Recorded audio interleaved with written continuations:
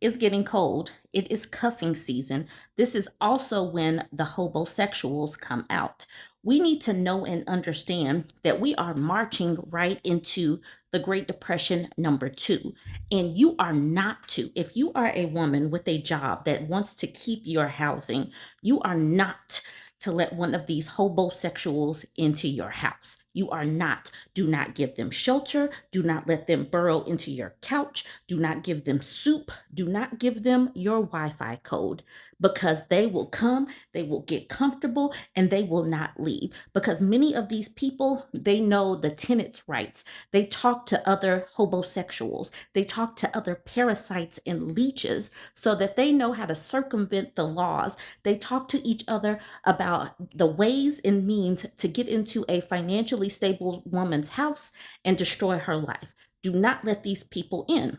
All right, so content creator Cash Formations, she put out this PSA over on Threads, and I told her that I'm about to snatch this and I'm going to spread it to my network as well.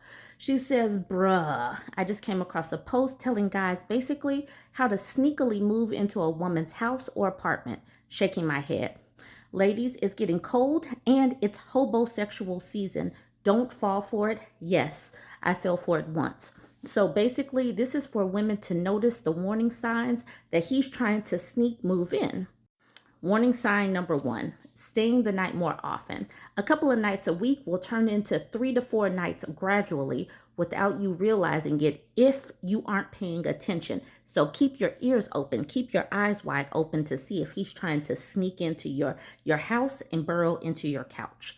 He'll purposely make you enjoy having him around.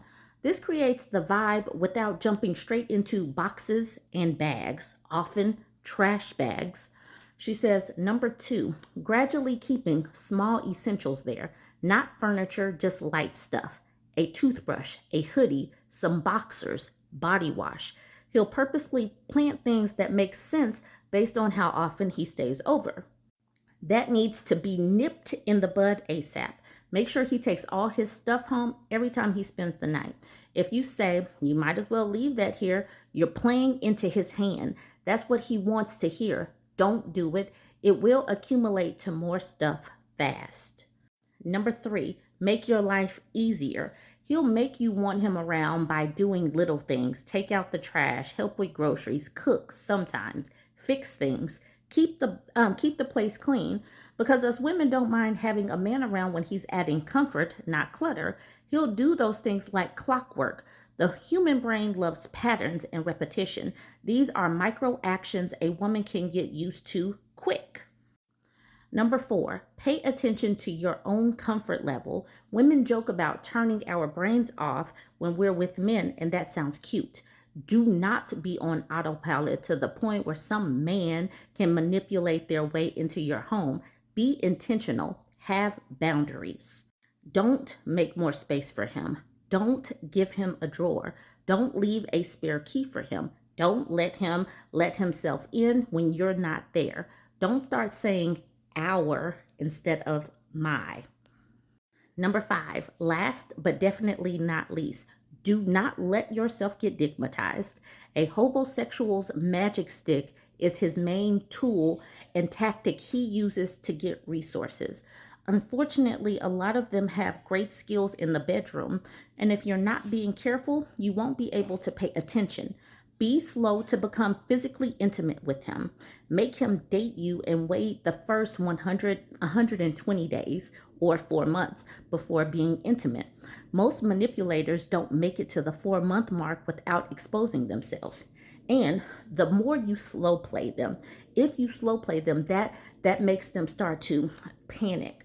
Like, I don't have a room to burrow into. I need shelter right now. If you make them wait and you slow play them, they will expose themselves because a person with housing, with their own food, can just go back home. If you're dealing with a HOBOsexual that needs food and shelter, he will need to get that food and shelter really quickly, especially as winter is upon us. Number 6, do not let him interact with your children, even in an indirect way. For example, leaving his PS5 game console at your house for the kids to play with or buying them snacks for them all the time to win them over. Manipulation is dirty work, period. But manipulating you by proxy via your kids is really dirty work. So that's another way. I couldn't even imagine. This is the reason why you do not introduce your kids to these people quickly, because they will use whatever they can to sink their hooks in you. Do not let these leeches hook into you. Do not do it. KK says, man, this is the MFN1. He used my children as his way in, having me use his car to take them to school, offering to pick them up, getting them gifts, and just went above and beyond to help me out in any way. Then used it against me later. This is the worst part of the manipulation by far. And she continues, just being clear, many of the things mentioned above aren't inherently negative traits. However, if a man won't have an upfront, direct, and transparent dialogue with you about him moving into your space, he is trash.